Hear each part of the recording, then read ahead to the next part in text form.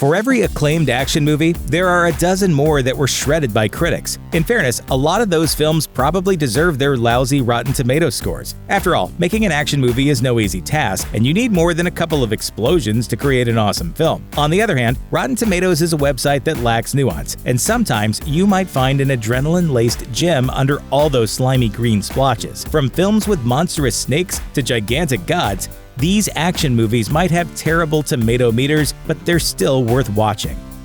Plagued by production woes and a whitewashing controversy, The Lone Ranger was in trouble from day one. And granted, Gore Verbinski's film is a mess, but in a way, that's what makes it so fascinating. There are so many ideas at play here, from the exploitation of Chinese laborers and the genocide of Native Americans to the takeover of American politics by corrupt corporations. The cinematography is sweeping and beautiful, and some of the sets feel like they were taken from a Baz Luhrmann movie. While the decision to cast Johnny Depp as Tonto may have been culturally insensitive, he is actually hilarious, and he has real chemistry with the charming Armie Hammer. If you could just point us in the right direction, we'll take it from here. What's that? Nothing! While it's no Pirates of the Caribbean, The Lone Ranger doesn't deserve its bad reputation and proves even the messiest movies have a silver lining. Set in the Amazon jungle, Anaconda is a big, dumb monster flick that traffics in B-movie scares, and we mean that in the best possible way. It follows a group of documentary filmmakers led by Jennifer Lopez who run into the world's biggest and hungriest snake. The creature yanks its victims underwater, snatches them out of the air, and never seems to get its fill of human flesh. And while it's occasionally done with silly CG, there's also a fantastic animatronic snake that looks like it escaped from an evil rainforest cafe. But the serpent isn't even the highlight of the movie. The real draw is Jon Voight as a smarmy poacher with an untraceable accent. He leers and sneers every second he's on camera, all the while plotting ways to catch the killer reptile. Even if that means using human bait. You should just ignore the cynical critics who panned Anaconda because they're just trying to squeeze all the fun out of cinema.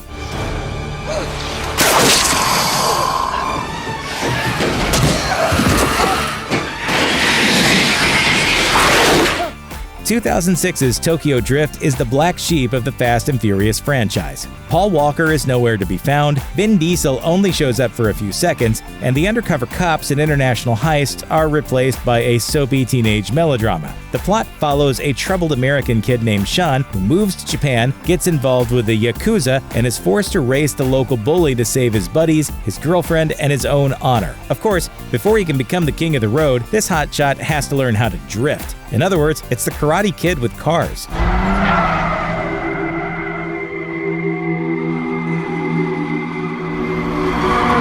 Watching these hot rods drift their way down mountain roads is pretty impressive and even kind of beautiful. On top of all that, Tokyo Drift introduces some key players to the F&F franchise: actor Sung Kang, director Justin Lin, and writer Chris Morgan. These guys would be instrumental in shaping the series going forward. But even as its own movie, Tokyo Drift is a slick-looking film with fun race sequences and characters we care about.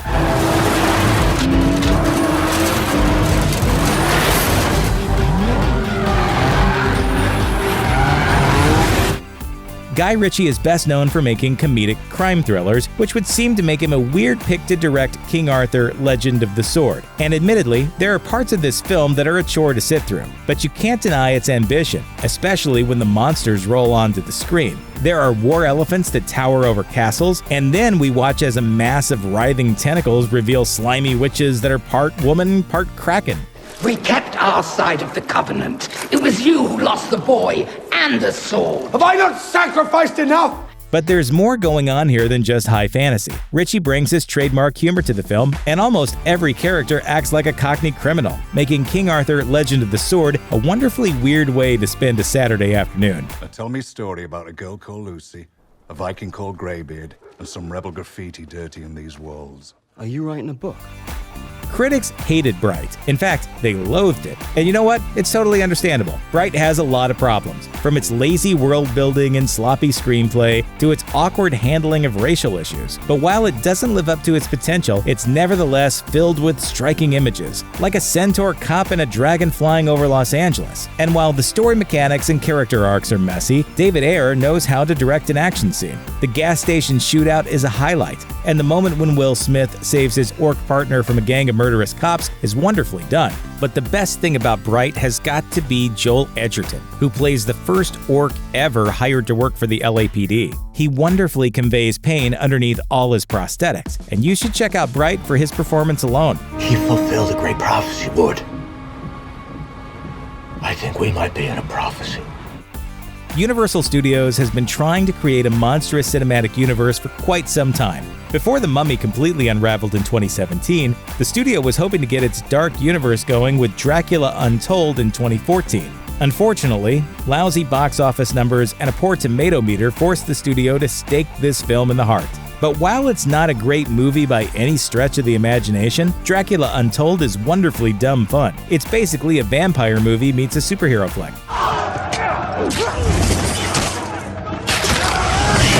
Directed by Gary Shore, Dracula Untold finds Luke Evans as the titular bloodsucker. Only instead of trying to murder innocent women, this Dracula is an undead superhero, trying to protect his homeland from invading Turks. This dark tale truly shines when Dracula is beating up bad guys.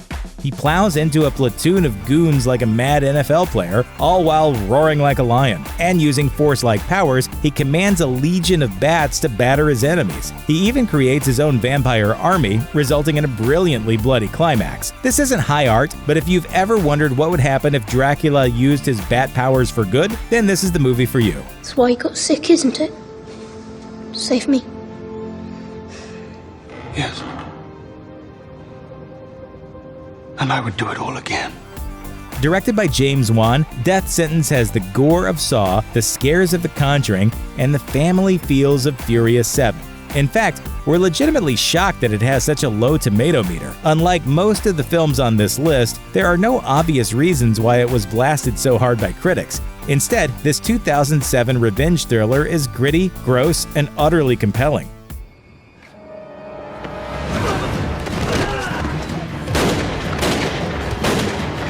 With its opening montage of home video footage, we're rooting for Nick Hume from frame one. He's a good dad and a loving husband, so naturally, he's devastated when his oldest son is murdered by a machete-wielding gangster. When Nick realizes the legal system is going to let the killer off easy, he takes justice into his own hands. But what starts off as a simple act of revenge spirals into full-on war when the criminal's brother comes back for blood. Kevin Bacon is the key to the movie's success. He's not some Charles Bronson super vigilante. He's a real human being struggling with guilt and grief. He barely knows how to use a gun, and he breaks down into tears after murdering his son's killer. You really feel the love this guy has for his family and his hatred for the thugs who've threatened his home. In addition to Bacon, there's John Goodman as an F-bomb dropping force of nature who sells Nick his cache of weapons in the best gun buying scene since Taxi Driver.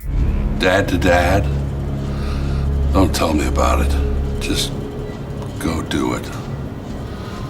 It all caps off with one of cinema's most underrated gunfights, an epic battle awash in red light. Death Sentence is a badass, bloody affair that proves Rotten Tomatoes can sometimes get it wrong. 2016's Gods of Egypt was lambasted for its Eurocentric cast, cheesy acting, and shabby CGI. But its over-the-top performances and bizarre look should actually make it worth your while. Set in ancient Egypt, the plot follows a human thief who's caught in a struggle between two larger-than-life deities. This mythological conflict takes our characters into outer space before plunging them into the underworld. While the movie is absolutely bonkers when it comes to the visuals, it also somehow still plays everything perfectly straight. There's no cynical winking or annoying irony, so if you enjoy big-hearted adventures, then Gods of Egypt will be good for your soul.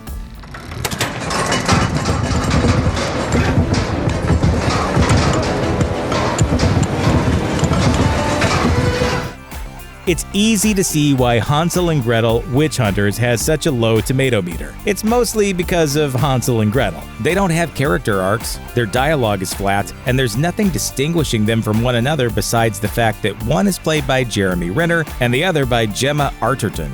Really, they're just two badasses who run around and blow up witches. Yeah. Well, whatever you do, don't eat the candy.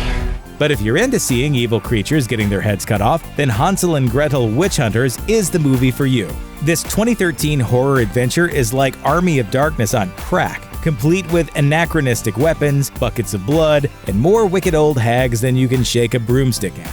The monster makeup is on point, and the flying effects are both creepy and cool. And while Renner and Arterton aren't doing a lot with their characters, Famke Janssen more than makes up for it as the villainous head witch. She's big, she's bad, she's over-the-top glorious. And Peter Stormare plays a sheriff bringing the smarm for everyone to hate. Granted, watching Renner punch women in the face is a bit unsettling, but for the most part, the kills here are creative. If you're in the mood for a movie that's lost its mind, this witchy flop is for you.